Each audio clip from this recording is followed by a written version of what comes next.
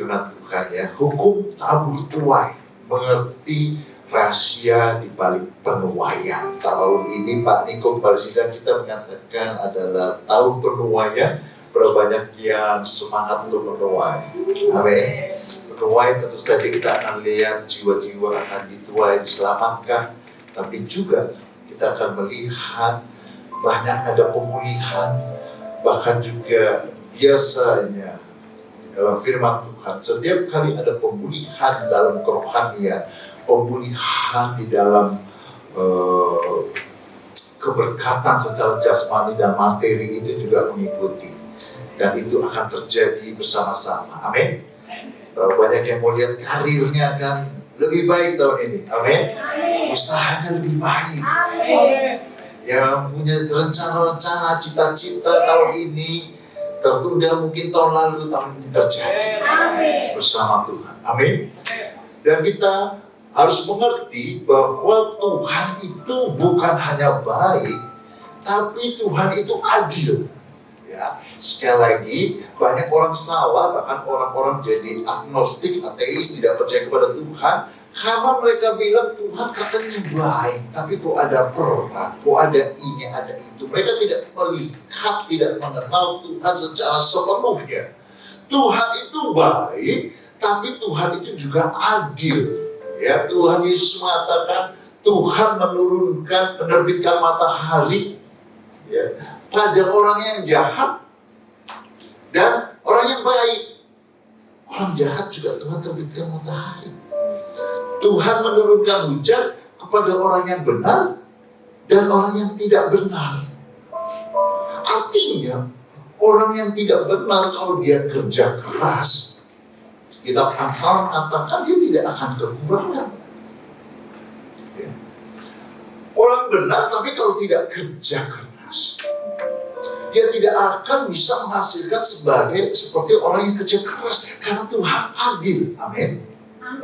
Tidak mungkin Tuhan membiarkan orang yang kerja keras walaupun belum mengenal dia tidak mengalami apa yang dia sudah kerjakan.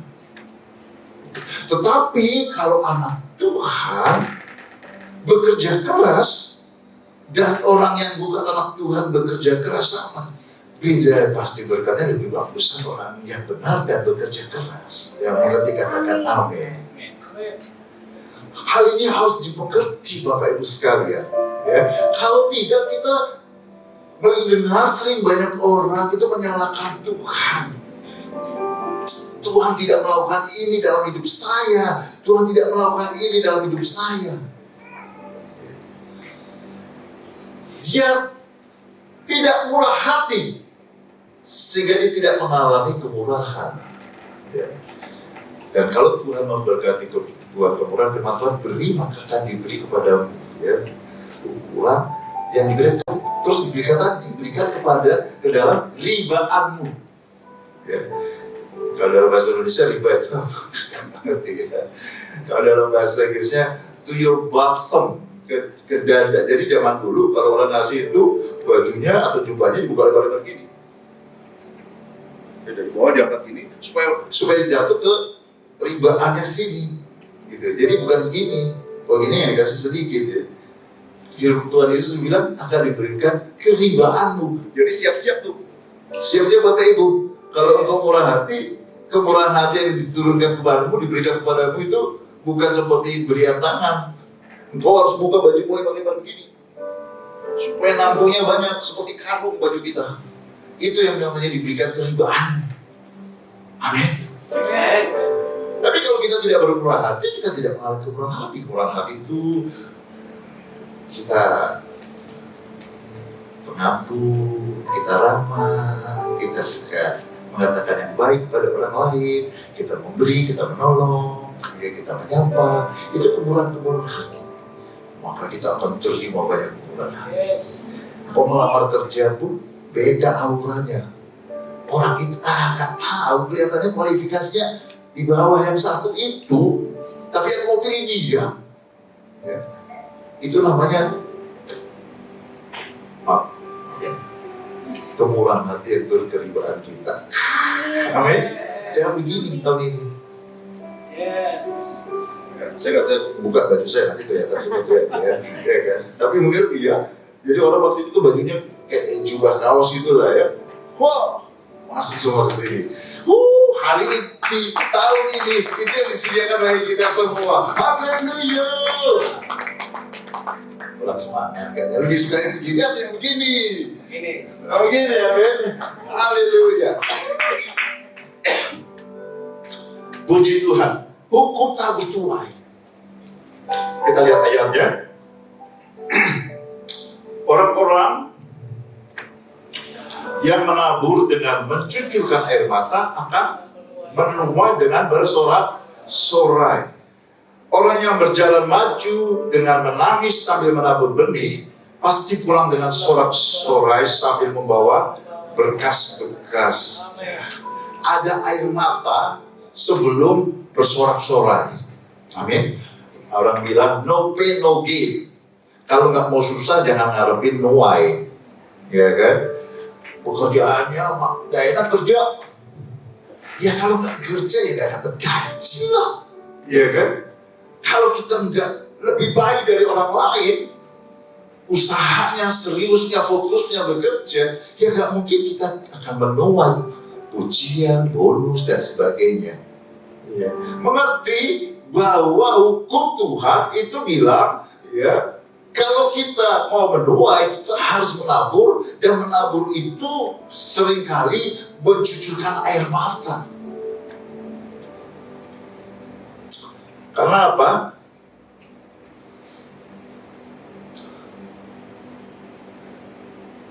Udah pernah jadi petani belum di sini? Belum. Atau seperti saya belum pernah jadi petani. Tapi pernah pasti lihat sawah ya. Saya pernah pulang kampung itu orang bersawah itu. Kadang-kadang firman Tuhan itu memang nggak menjelaskan semuanya. Ya. Antara menabur dengan menuai itu jaraknya jauh, Bapak Ibu sekalian. Kalau pertama-tama sebelum menabur itu apa? Biasanya sawahnya tuh dibersihin dulu ya kan, dialiri air dulu. Kemudian ada bibit-bibit padi ya, kalau padi ya, cuk, gitu. Kalau ada yang pakai biji ya ditabur di Wellen, itu banyak sekali itu sayur-sayurannya di rumah dia menabur. Tapi Bapak Ibu sekalian, taruhlah gandum atau padi, itu kan nggak besok langsung dituai kan? Yes. Tumbuh, habis itu kalau ada hamanya harus dibasmi. Kalau musim kering harus cari air dari mana. Habis itu apa lagi? Kasih pupuk, iya kan? Nunggu 3 bulan, tiap hari 3 bulan, 6 bulan, tergantung jenisnya. Baru dituai. Tuainya berapa lama? Harus cepat, kalau nggak jadi busuk dia. Iya kan? Kalau mau tahu menuai, mampir ke Pak Edi punya kebun jeruk lemon itu ya. Kalau musim menuai dia balik ke Australia ke tempat lain di butik lemon. Menuainya cepat karena busuk Bapak Ibu sekalian. Tapi tuaian yang singkat itu menghasilkan besar sekali yang bisa dijual dan bisa menutupi kebutuhan sepanjang tahun. Tapi dari menabur sampai menuai ini lama, penuh dengan capek, air mata, keringat Bapak Ibu sekalian. Ya, firman Tuhan kalau ditabur akan tuai, iya betul. Tapi kalau kita tahu petani tabur, tunggu, kerja sampai matang hujan akhir katanya ya, hujan akhir kalau di sana itu musim menuai itu dia sebelum hasil yang matang sekali itu ada hujan yang membuat dia kemudian matang sekali baru dituai. Makanya orang yang menabur dengan mencucurkan air mata, ya kan? Waktu naburnya mungkin nggak mencucurkan air mata, nunggunya itu yang perlu air mata. Berapa banyak di sini yang sudah nangis-nangis darah menunggu janji Tuhan belum terjadi. Tapi percayalah yang kita tabur pasti kita tuai. Gak lari kemana-mana kebaikan yang kau sudah lakukan. Gak lari kemana-mana kemurahan hati yang kau sudah lakukan kepada orang lain. Gak kemana-mana pengampunan, kesopanan, kebaikan, kepantasan yang kau lakukan kepada orang lain. Itu lumpuk. Kita akan tuai karena jatuh keribaan kita suatu waktu yang sudah Tuhan tentukan. Amin. Haleluya. Dan cepat gini menteng, bukan orang yang kecewa dan menyesali apa yang sudah dilakukan. Amin. Apa yang kau tabur, jangan sesali. Kadang orang aduh, kenapa ya saya lakukan itu? Apalagi kalau mau beri persembahan atau apa, jangan sesali. Tuhan nyatakan dalam hidup saya ya. Dan sebetulnya itu semua orang sebetulnya. Tapi dalam diri saya ini, setiap kamu memberi kepada Tuhan, itu gak akan ada yang sia-sia. Kalau kau digerakkan hati oleh Tuhan, ya untuk memberi ke Tuhan, untuk orang lain, menolong orang lain. Kalau hatimu pimpin gitu, gak akan rugi, percayalah. Gak akan rugi. Ya, sedang sombong-sombongan, sosokan supaya dilihat orang, supaya gini-gini. Kalau tulus, gak akan rugi. Jangan itu, aduh gimana kurang-kurang. Enggak, Tuhan tidak pernah berhutang. Amin. Asal tuntunan di hatimu, ya, bukan tuh dilihat orang atau gaya-gayaan. Dan itu memang selalu di firman Tuhan katakan itu seperti mencucurkan air mata ketika kita sedang menabur dan proses selanjutnya sebelum menuai. Ya.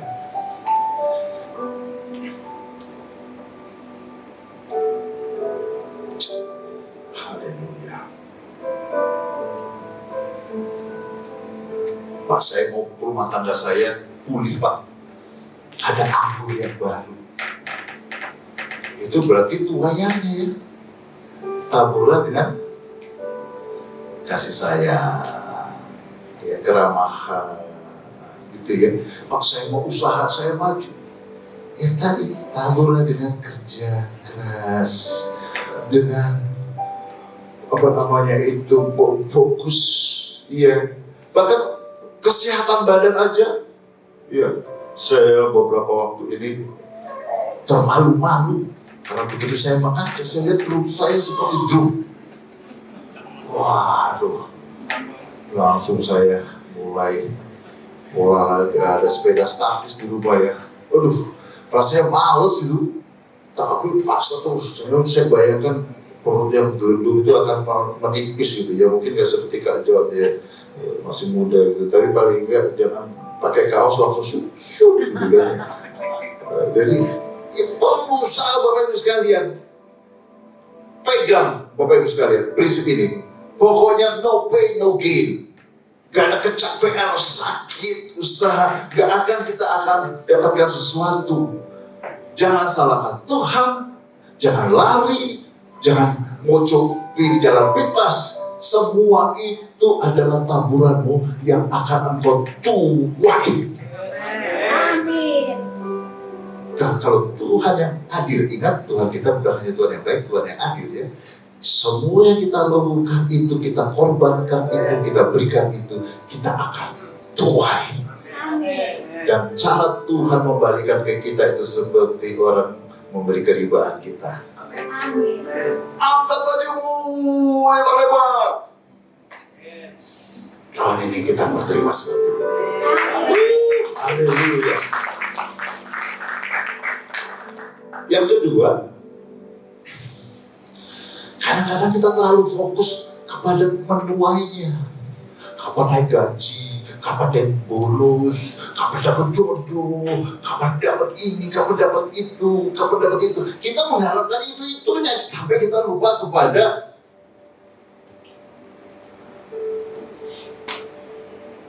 untuk itu harus tabur apa ya? Kita baca dulu ya. Janganlah sesat, Allah tidak membiarkan dirinya dipermainkan. Karena apa yang ditabur orang itu juga akan yang akan dituainya. Kalau kita baca ayat berikutnya itu ada tentang perbuatan baik.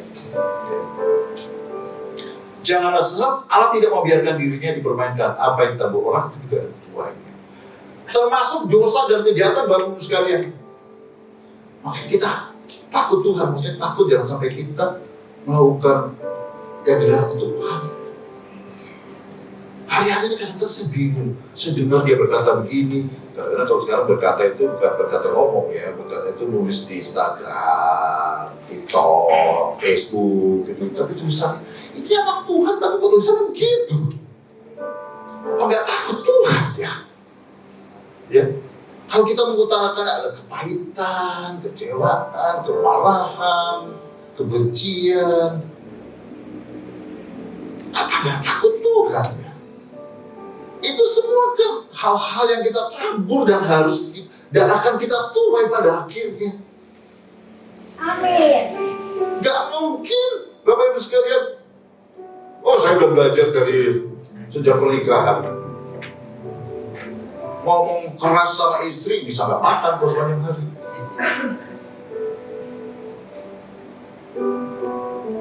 Jadi pagi-pagi saya udah bangun sayang, cantik banget engkau. Tuh ditabur terus, tabur. Baru sepanjang hari happy wife, happy life. Kalau mau hidupmu happy, bikin istrimu happy. Amin. Dengan penuh air mata saya menabur perkataannya. Kadang-kadang kita hal yang sepele loh. Mau anak kita berprestasi di sekolahnya, taburi. Nah, pinter banget kau. Papa, mama kagum banget. Sebenarnya kagum juga ya, tapi ya jangan lebay gitu. Tapi lebay itu perlu, amin. Lebay itu perlu. Karena di dunia ini penuh dengan dampak kedengkian, ya kan? Di mana-mana kita sulit untuk mencari kata-kata yang ramah pujian, amin. Dapetin di rumah dong. Kita berikan di rumah. Ya di lingkungan, di teman-teman, berikan itu supaya mereka bisa mengalami hidup yang lebih baik.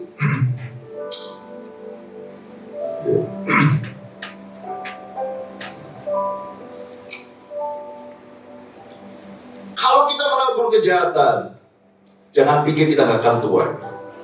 Maka jangan sembarangan, hati-hati. Perkataan, berbuat, apa lagi. Iya kan? Sebaliknya Bapak Ibu sekalian, kalau kita mau menuai besar, pikir. Kalau mau apel, kita minta benih ya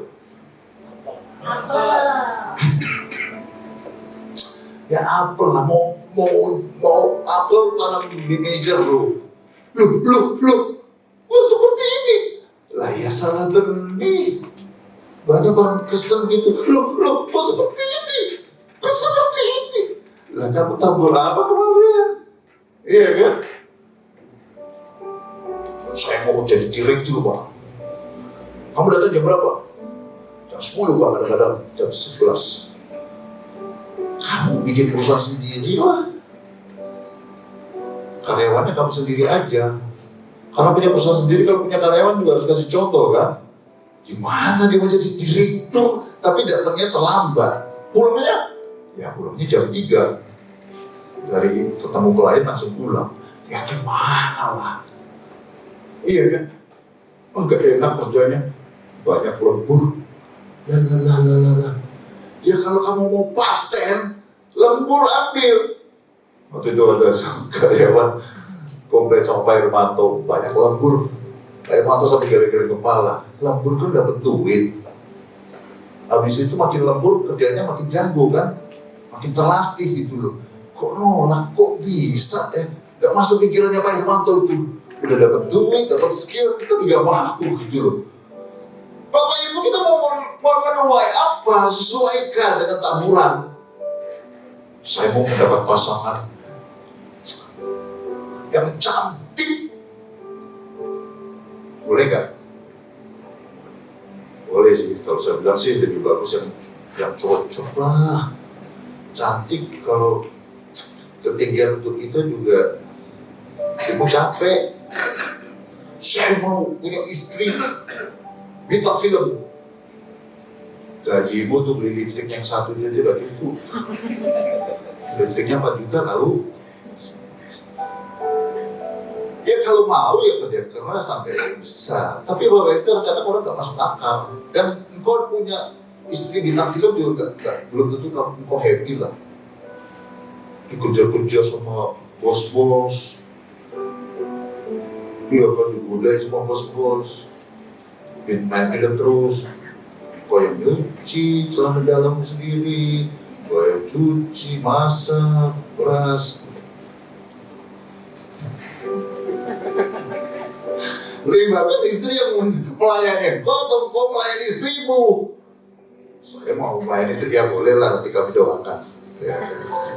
Tapi kadang-kadang orang itu gak masuk akal. Sebelum kau menuai, kau pikir dulu yang kau tabur itu cocok atau enggak.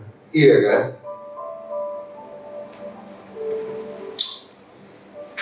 Dia kalau mau punya istri, ya mulailah bereskan tuh kamar tuh, ya berantakan tuh, ya kan? Wanita-wanita itu kayak Musa udah dapat jodoh.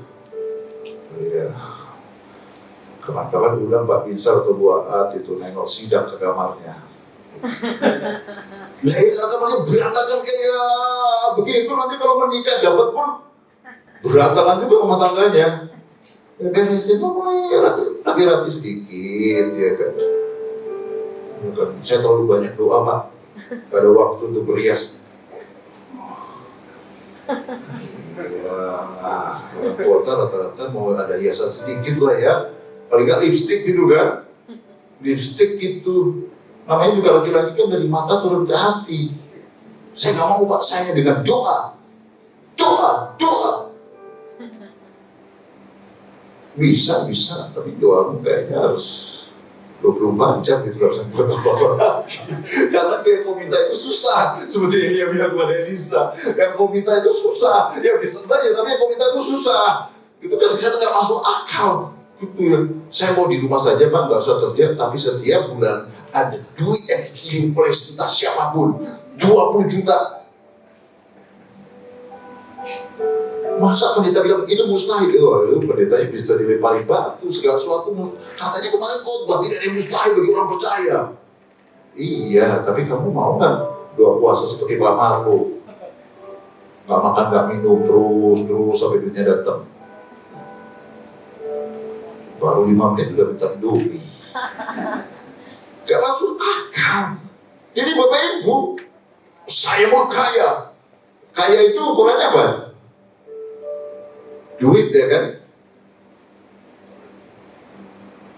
Kalau apel jangan tabur jeruk. Kalau mau duit tabur apa?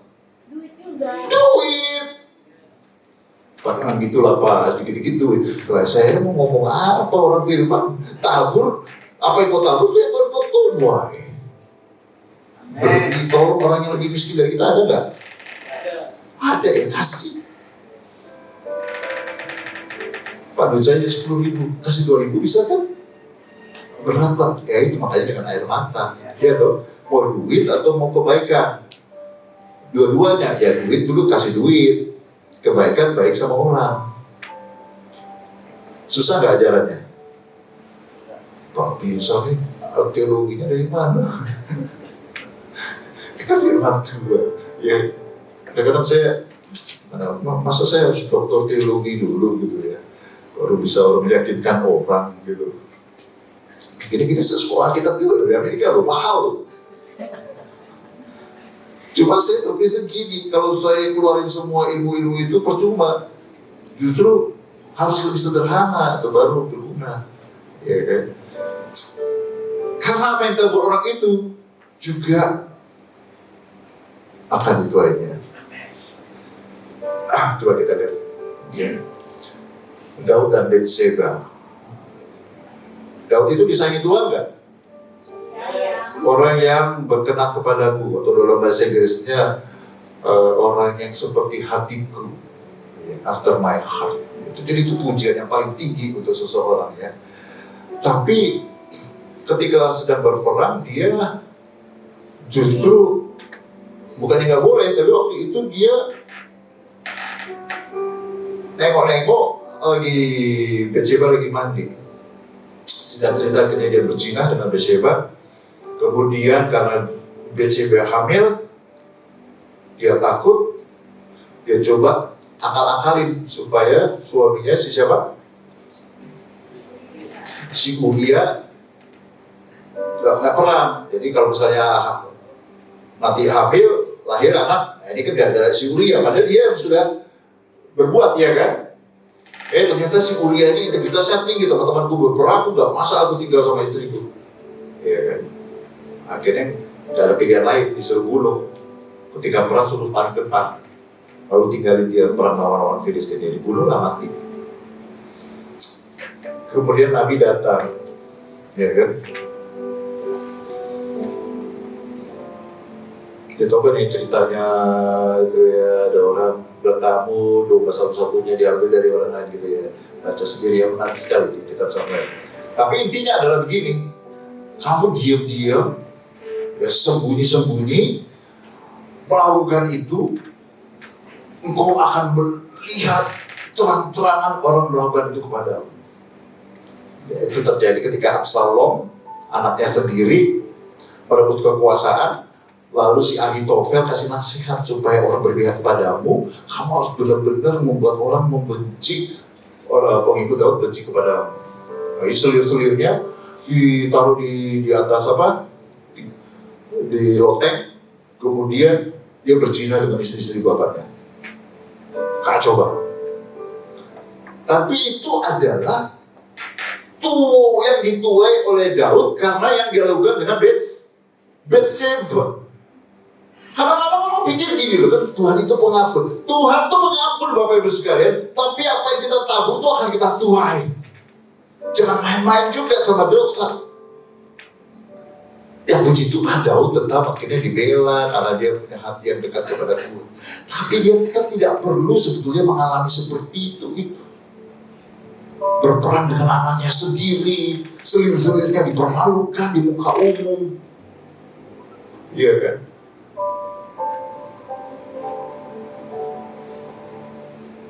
Dan kita anak Tuhan, Pak.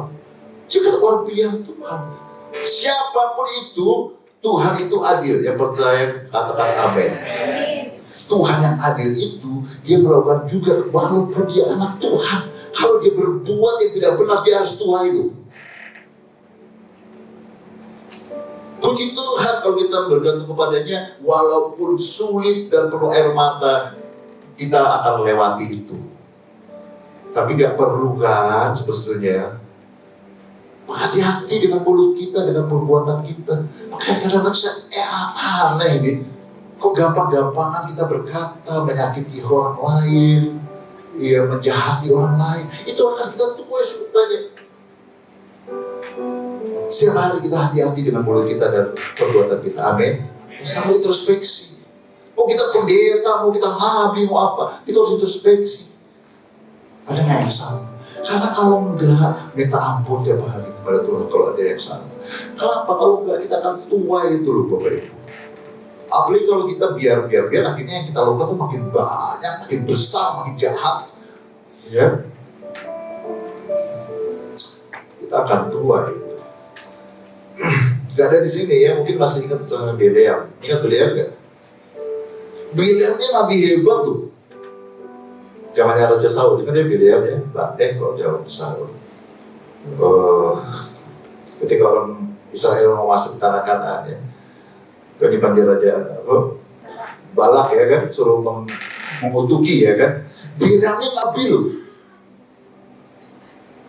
Dia bisa dengar malaikat yang kalau ada yang ngomong bisa mengerti. Berapa yang di sini pernah dengar suara keledai? Terus berkomunikasi dengan keledai? Nggak ada kan? Kalau ada, nah, boleh naik ke panggung untuk menjelaskan cara keledai. Dia ngerti keledai gitu ya, melarang dia untuk menyeberang itu kan. Udah dilarang Tuhan. Tuhan udah melarang, jangan pergi. Raja Balak kasih godaan lebih besar, harta lebih besar. Akhirnya dia pergi juga. Dan orang kata-kata kadang-kadang salah. Tuhan itu gak bisa memaksa kita. Dia masih sayang. Pergi tapi jangan ngomong yang tidak kusuruh ya. Ya kan? Itu bukan persetujuan Tuhan, Bapak Ibu sekalian ya. Kadang-kadang kita melakukan pilihan yang salah, mengambil pilihan salah dalam hidup ini. Terus kita pikir gini loh, Tuhan izin, Tuhan menyetujui. Ada orang gini, ya saya melakukan dosa, tapi itu cara Tuhan untuk menuntun saya ke sini. Enggak.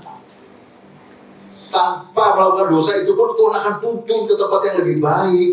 Tapi karena Tuhan itu memberi kesempatan kedua, ketiga, walaupun dia melakukan kesalahan, diberi kesempatan. Mudah-mudahan orangnya masih mau dengar. Ya kan? Bileam ini pada dasarnya udah kemarin duit. Kita tahu akhir ceritanya, akhirnya dia suruh Raja Balak jangan dikutuki, tapi goda dengan wanita-wanita. Ya kan? Akhirnya orang Israel banyak yang meninggal karena itu, kalah perang dan seterusnya. Tapi kalau Bapak Ibu baca keterusannya, Bileam itu akhirnya ketika mereka mengalahkan Balak, salah satu korbannya ditulis di situ Bileam. Mati. Bapak Ibu sekalian. Ya. Jadi kadang-kadang kita pikir Tuhan masih biarkan. Tapi ujung-ujungnya apa yang jahat yang kita lakukan itu pasti harus kita tuai. Lewat yang negatif, kita yang positif ya. Kita ngomong yang positif. Yesus dengan kerajaannya. Wah ini, tahun ini kita bersyukur Pak Hermanto bersedia khotbah. Tanggalnya kapan? Saya juga belum tahu nih. Tapi tentu saja tanggal lahirnya. Dan salah satu kesaksian hidup Pak Hermanto yang paling luar biasa adalah dia hidup dari hidup yang sangat susah sekali. Ya ini spill ya, tapi saya nggak mau detail terlalu banyak supaya nanti waktu khotbah Bapak Ibu nggak mau berkat banyak ya. Tapi hidupnya dulu itu susah banget.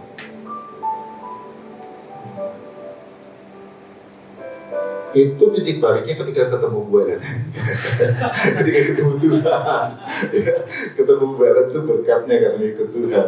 Tapi intinya adalah Bapak Ibu sekalian, Yusuf seperti itu juga. Dia dibuang tuh.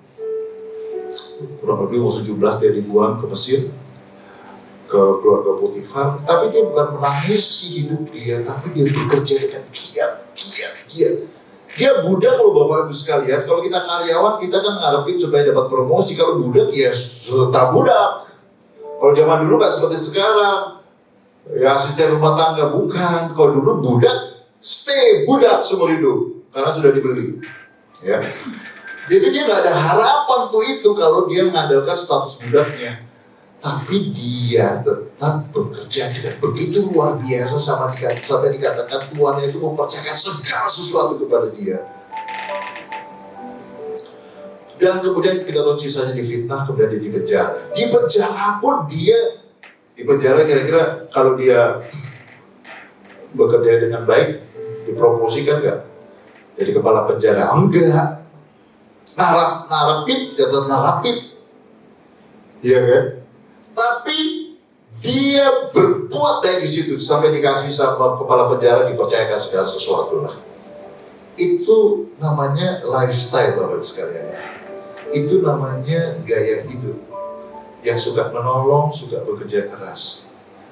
Gak ada hasilnya. Ya gak ada hasilnya, orang narapidana mau emang apa? Dapat jatah makan lebih banyak.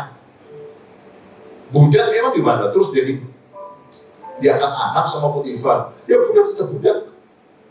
Tapi Bapak-Bapak Ibu sekalian, kita nggak tahu berkat itu datang dari mana. Amin. Engkau berbuat baik, kau menabur ini dan itu, bukan dari tempat yang kau tabur itu akan datang kadang-kadang. Ibu saya dulu diutus negara ke Jepang sebenarnya. Bapak saya, tapi bapak dan ibu saya ya. Jadi atasnya di Jepang, saya hanya numpang aja. Suatu saat dia cerita ya, karena dia mengalami kemurahan hati. Dia bilang waktu itu ada orang-orang di Indonesia, perwira-perwira atau orang tentara lah ya, sakit, jadi berobat ke Jepang.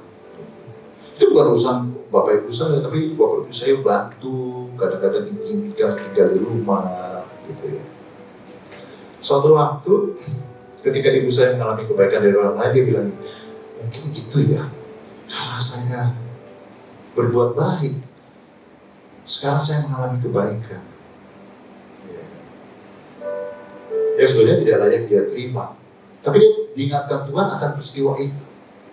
Bapak Ibu sekalian, engkau buat baik, engkau kerja keras, gak dilihat orang, gak dipuji, itu gak hilang, itu gak lenyap.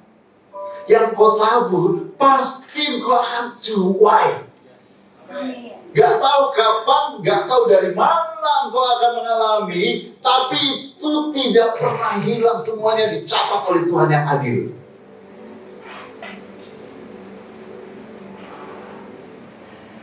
Jadi ikuti kata Amsal. Kesini kau lakukan yang baik, kesana kau tabur, ke situ ya tabur, karena kau tidak tahu dari mana akan datang. Berikutnya, nah ini bidan Mesir. Kita tahu kan ya, Firaun suruh bunuh itu kalau wanita-wanita Israel melahirkan anak laki-laki. Kalau anak perempuan boleh, anak laki-laki suruh bunuh. Karena ternyata orang Israel itu suka banyak anak. Sehingga Firaun takut, orang Israel lebih banyak daripada bangsa dia. Datang 70 orang, sekarang kok beranak pinak kemana-mana. Gitu kan. Ya, kita tahu kisah Musa yang akhirnya bisa lolos ya. Tapi dikatakan ini, dan karena bidan-bidan itu takut akan Allah, di Keluaran 1 kita baca aja, maka ia membuat mereka berumah tangga. Dulu waktu saya pertama kali baca ini, gak nyambung. Dia nolongin orang Yahudi, kemudian Tuhan menolong dia berumah tangga. Nyambung gak sih? Lama-lama saya berpikir gitu loh, orang yang murah hati, yang baik, itu paling seksi.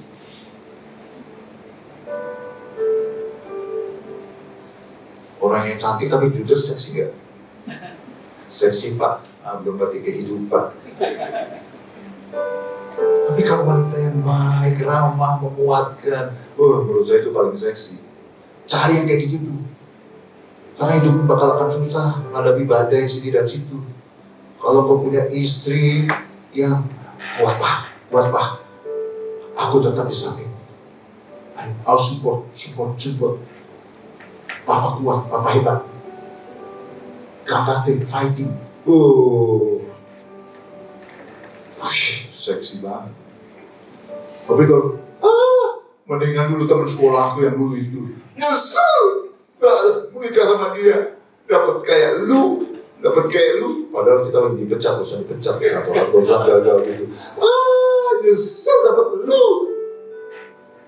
Kok bisa menabrakkan kepala lu ke tembok, hidupmu neraka benar-benar.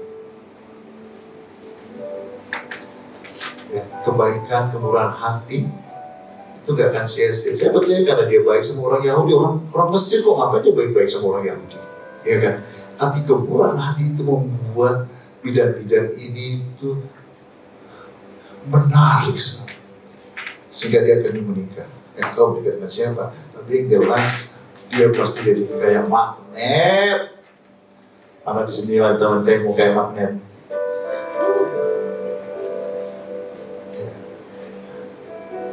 Latihan dulu sama papa mamanya baik.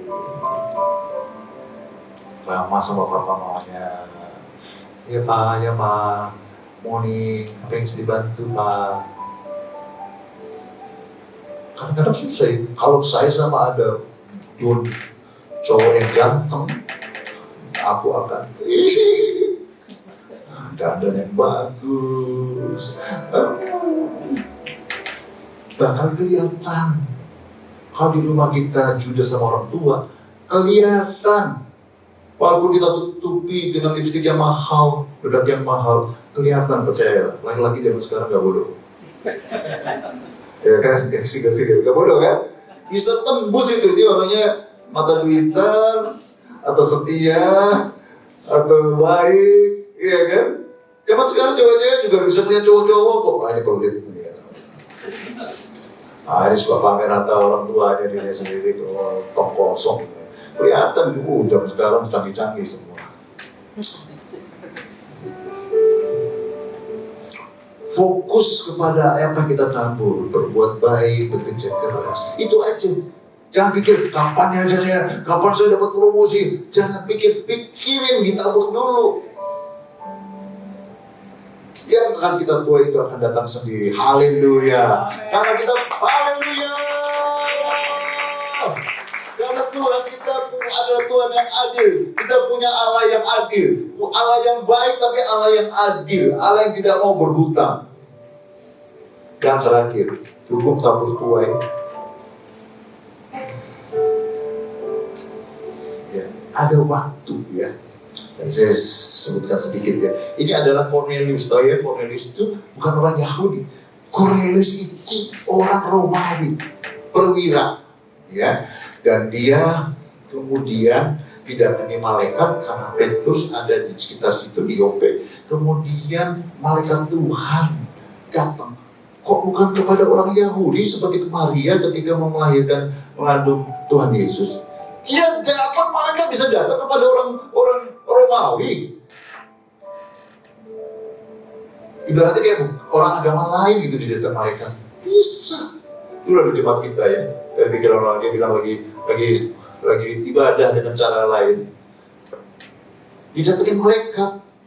Kan datang ke gereja kita. Dibaptis. Tapi dia pindah ke Palembang atau kemana ya. Waktu itu ya. Didatengin malaikat.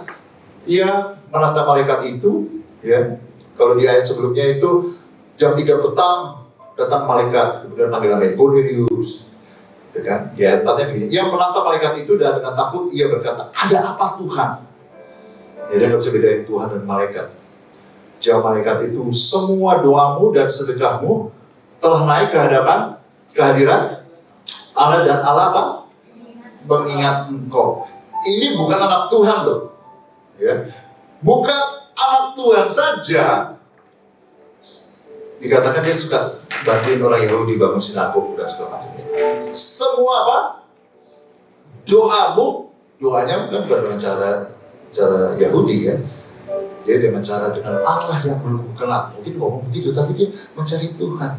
Jangan sepelein loh orang walaupun agama lain kalau dia rajin beribadah. Satu waktu pasti Tuhan kirim malaikat. Atau dengan cara apapun dia akan mengenal Tuhan. Amin. Karena siapa mencari dia akan dapat. Banyak orang yang tulus kok agama lain pun.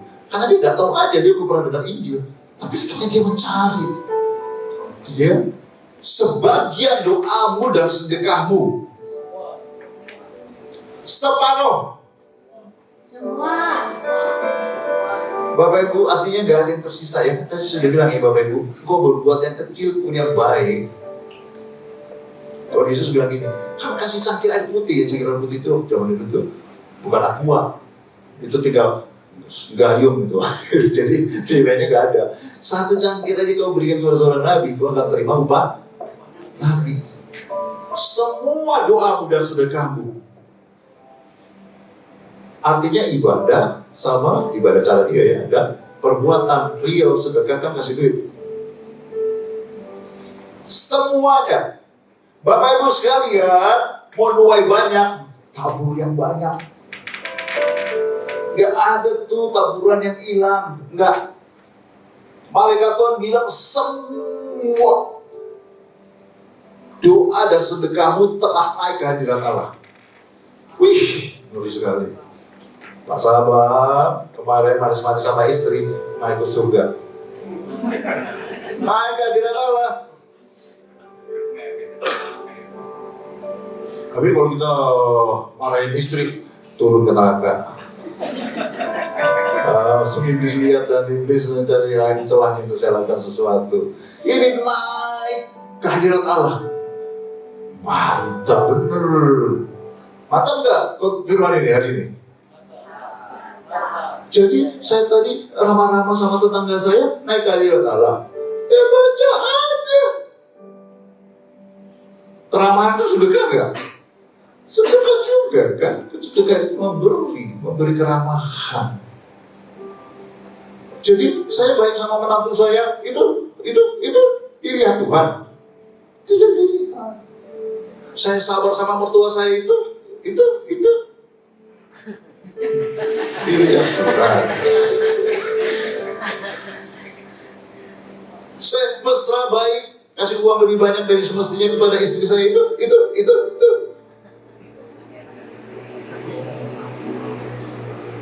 Apapun kebaikan dengan perkataan, dengan niat di dalam hati, dengan perbuatan, semuanya itu adalah taburan yang kau akan tuai. Amen. Yang kau akan tuai. Tahun ini kau akan menuai. Kau akan terima ke. Ngerti ya maksudnya ya? Bukan begini-begini nih. Dapat secicip, bukan. Saya mau yang gituan. Nggak tahu mau yang mana. Mau yang bintik, satu sedikit. Atau yang mau diberikan keribaanmu. Pilih bebas. Sama kita. Tapi dikatakan apa? Dan Allah mengingatkan. Artinya butuh waktu dong. Dia sudah melakukan itu mungkin berbulan atau bertahun. Kenapa? Baru sekarang. Karena si Petrus sudah tiba di Yope. Injil sudah siap diberitakan ke bangsa-bangsa lain. Oh gitu ya? Gitu. Kok belum dapat promosi karena orang itu belum dibajak orang lain. Atasanmu belum dibajak orang lain. Kayak berkati itu atasanmu. Saking hebatnya dia dibajak orang lain. Udah kosong, kok diangkat tuh ke posisi itu. Bisa nggak tiba-tiba orang itu melakukan kesalahan, akhirnya dipecat, kok diangkat? Itu santet, jangan tiba-tiba gitu. Kadang-kadang gitu. Saya mau doa puasa Pak. Ada orang konseling sama saya mau doa puasa, dia mau berubah orang lain. Itu santet. Kamu baru tobat. Orang kamu banyak kesalahan, kamu gak mau berubah. Bangga lagi bilang doa puasa. Santet itu voodoo. Karena aneh orang-orang gitu loh. Doa keliling. Mobil tetangga saya keliling 10 kali. Itu mobil orang lain, jangan kau ambil. Hukum Tuhan kan jangan ini orang lain. Udah salah kaprah ini. Kadang-kadang kerohanian udah salah kaprah. Waktunya itu belum pas. Tapi Petrus sudah sampai di Yope, maka Tuhan Allah mengingat engkau. Artinya apa? Dia adalah prioritas. Banyak orang-orang lain di situ, tapi Cornelius dan keluarganya prioritas di mata Tuhan. Yope udah datang.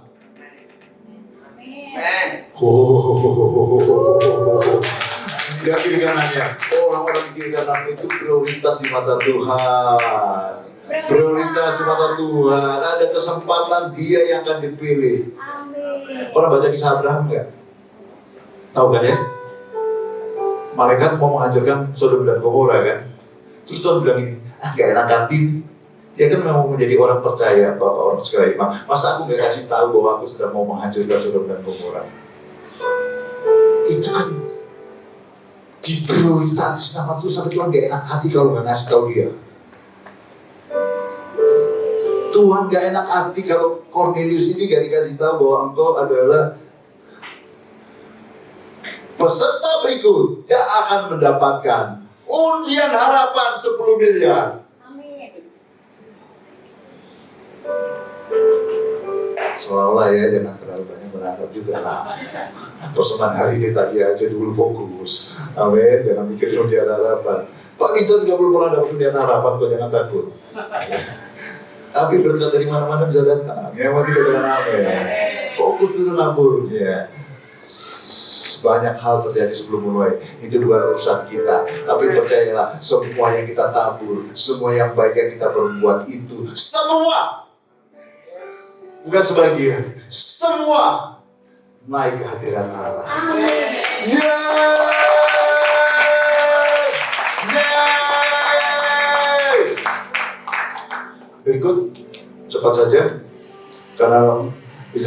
bilang moodnya udah bagus, jangan dipanjang-panjangin lagi.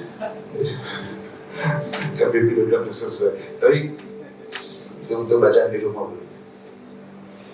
Wah, kok mundur. Terus Yudas Iskariot. Karena waktunya panjang, Bapak Ibu sekalian, kau harus tunggu, sabar, jangan berhenti tengah jalan. Yudas ini adalah murid Tuhan Yesus loh, melakukan mujizat, dikirim dua-dua kan? Sudah melakukan mujizat, melihat mujizat, melakukan mujizat. Tapi pada akhirnya di ujung, karena 30 keping uang perak dia jual Tuhan Yesus. Bapak Ibu, jangan jual imanmu di ujung. Untuk jodoh, jabatan, jangan jual imanmu. Sebentar lagi juga kau akan dapat. Tapi kalau kau jual Tuhan Yesus, kau bunuh diri nantinya seperti Yudas. Paulus belum punya teman namanya Demas. Di 2 Timotius 4 ayat 10 dikatakan, Demas telah mencintai dunia dan meninggalkan aku. Udah melayani bersama Paulus, lihat mujizat banyak, tapi di ujung-ujung mencintai dunia dan meninggalkan pekerjaan Tuhan. Amin. Bilang gitu sama pikiran godaan seperti itu. Amin. Gue gak mau ninggalin Tuhan Yesus. Ikut Tuhan sampai akhir. Amin. Yerobeam ini orang yang luar biasa. Sampai Nabi bilang ini, Daud hanya dikasih 1 suku. 10 suku itu kan bukan karena Lewi kan memang imam. 10 suku mana lebih hebat dong? Keturunan Daud atau keturunan Yerobeam? Yerobeam 10 suku. Tapi kemudian seperti gambar dia nggak mau ke Yerusalem beribadah. Itu kan wilayah kerajaan keturunan Daud. Kita bikin aja sendiri. Di sini sapi emas. Kalau Nabi datang lagi, pastinya engkau seperti Daud. Kerajaanmu tidak berhenti, tapi habiskan. Contoh yang terakhir adalah Abraham. Yang sudah 100 tahun, 99 tahun ya. Belum dapat anak juga. Udah nunggu 24 tahun. Tapi dia tetap percaya. Walaupun hanya dapat Ishak ya dari Sarah, tapi Ishak itu sampai sekarang di mana-mana. Pemenang Nobel udah berapa? Iya kan? Waduh. Miliarder udah berapa? Gara-gara si Abraham setia sampai akhir. Kita jangan berhenti di sini, amin. Mungkin kita seperti Abraham, kita bukan jadi orang yang hebat, tapi keturunan kita jadi orang hebat. Sama, malah lebih senang kadang-kadang orang tua, saya nggak usah, anak saya aja yang hebat. Kita akan berdiri, Tuhan, aku tidak mau berhenti di tengah jalan Tuhan. Aku akan terus tabur. Karena semua yang aku tabur itu naik kehadiran Allah. Dan pada waktu yang tepat Tuhan mengingat aku. Dan ketika Engkau memberi kepada kami Tuhan, itu seperti gandum yang banyak dicurahkan sehingga kami harus angkat itu jubah kami. Keribahan kami itu tercurah Tuhan. Berkat Tuhan yang Kau sediakan bagi kami Tuhan. Kami mau itu Tuhan. Kami mau B. Kami tidak mau A. Berkat yang hanya secungkil-cungkil, sedikit-sedikit sisa-sisa. Kami mau berkat yang dari Tuhan.